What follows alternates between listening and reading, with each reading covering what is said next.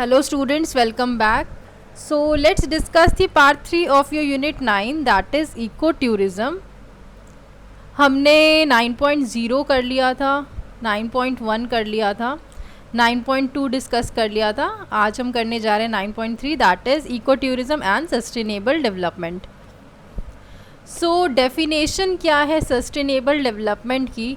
Brundtland report के according, जो कि आवर कॉमन फ्यूचर 1987 के अकॉर्डिंग उन्होंने जो आपका सस्टेनेबल डेवलपमेंट है उसको कैसे डिफ़ाइन किया था.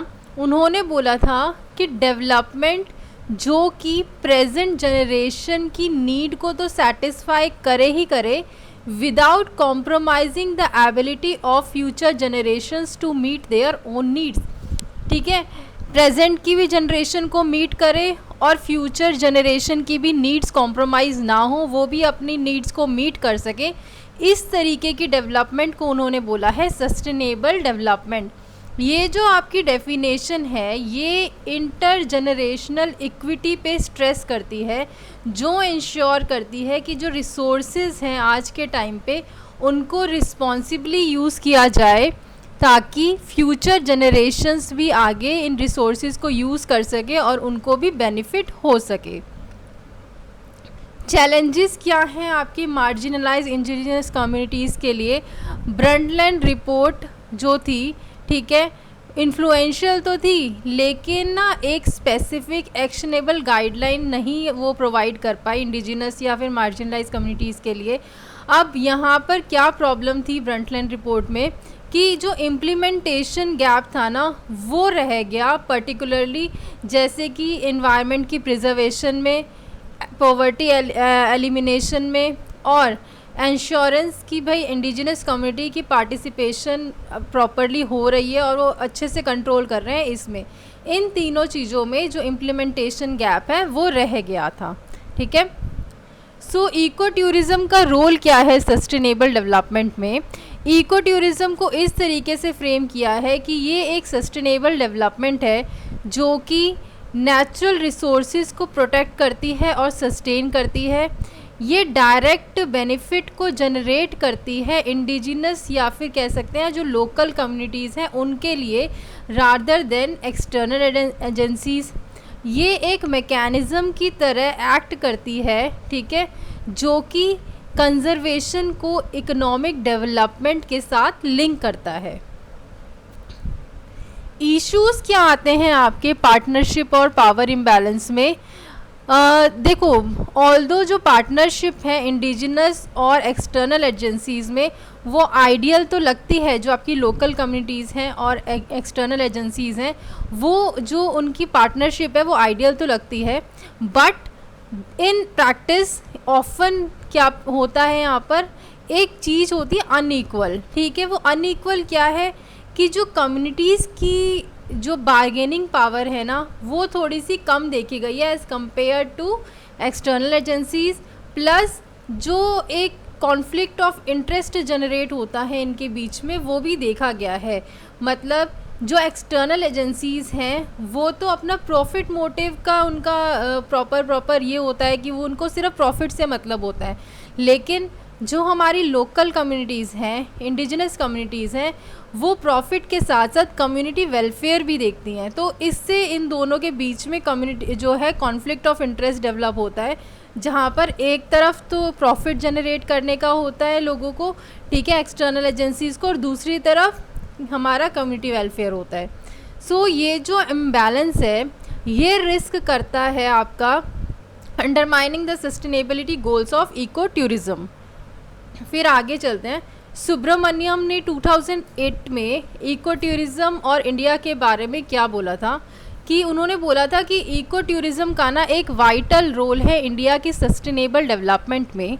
ये आपका इंक्लूसिव डेवलपमेंट एजेंडा क्रिएट करता है और स्पेसिफिकली नॉन अर्बन और मार्जिनलाइज्ड कम्युनिटीज़ को टारगेट करता है, जिनको पहले या फिर बहुत बार जिनको इग्नोर किया जाता है मेन स्ट्रीम डेवलपमेंट प्रोजेक्ट्स में. Shifts in approach required for eco tourism to contribute effectively. अगर इको टूरिज़म को कंट्रीब्यूट इफ़ेक्टिवली करना है तो जो आपका एटीट्यूड है उसको शिफ्ट होना पड़ेगा, और गवर्नेंस स्टाइल को there should be a shift in governance style also, मतलब रेगुलेशन और कंट्रोल से शिफ्ट होना पड़ेगा एम्पावरमेंट ऑफ कम्युनिटीज़ की तरफ, पैट्रोनेज से टॉप से डाउन एड जो होती है उससे शिफ्ट होना पड़ेगा कि पार्टनरशिप हो रही है लोगों के बीच में, एक इक्वल कोलैबोरेशन हो रहा है, ठीक है। और लीनियर और गवर्नमेंट लेड स्ट्रक्चर्स जो हैं इससे शिफ्ट होना पड़ेगा आपको alliance with diverse stakeholders, मतलब एनजीओज, प्राइवेट एक्टर्स, कमिटीज़, इस सब पे ऊपर, ठीक है। फिर focus on community wellbeing. Eco tourism का मतलब सिर्फ ये नहीं है कि वो एक नेचर को प्रोटेक्ट कर रहा है, बट इको टूरिज़्म में ये भी आना चाहिए कि जो लोकल लोग हैं वहाँ के, उनकी वेलबींग को भी वो इम्प्रूव कर रहा है, ठीक है। जिसमें क्या क्या आ जाता है आपका इकोनॉमिक अपलिफ्टमेंट, कि लोगों के पास इनकम जनरेट हो रही है, पैसा आ रहा है, इकोनॉमिक अपलिफ्ट हो रहे हैं। दूसरा सोशल इंक्लूजन, ठीक है। और third one is empowerment and partnership in decision making, कि एम्पावरमेंट हो रही है विमेन की, बच्चों की, सारे के सारे लोग इक्वली पार्टिसिपेट कर पा रहे हैं डिसीजन मेकिंग में, और एम्पावर भी हो रहे हैं प्लस पार्टिसिपेट भी कर पा रहे हैं in your decision making process. फिर आगे आ जाओ, inclusive approach across all non urban communities.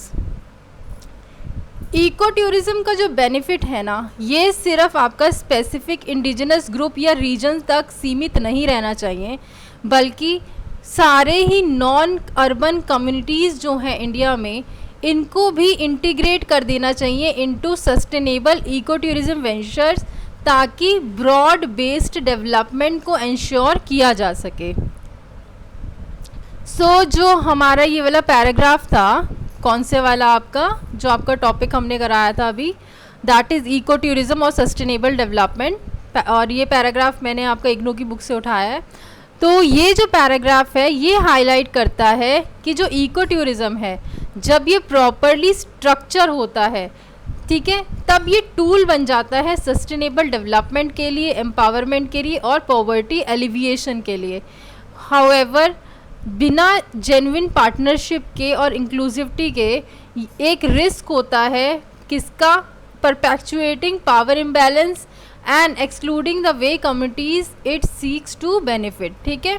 मतलब जब बेसिकली एक पावर इम्बैलेंस का रिस्क हो जाता है आपका, किसी के पास ज़्यादा पावर हो जाती है, किसी के पास कम पावर रहती है, प्लस जो आपकी कम्युनिटीज़ हैं, लोकल कम्युनिटीज़, उनको भी बेनिफिट मिलने से वो भी एक्सक्लूडेड हो जाती हैं बेसिकली, ठीक है। So this is all in this paragraph. Tomorrow new topic I will discuss, that is eco tourism in India, case studies I guess मैं 2 केस स्टडी एक वीडियो में लूँगी आपकी, और 2 अलग अलग उसमें, एंड देन 9.5 3 वीडियोज़ टोटल और लगेंगी मुझे आपका ये चैप्टर कंप्लीट कराने में, then chapter 10 and your syllabus will be over. Okay, चलो टेक केयर।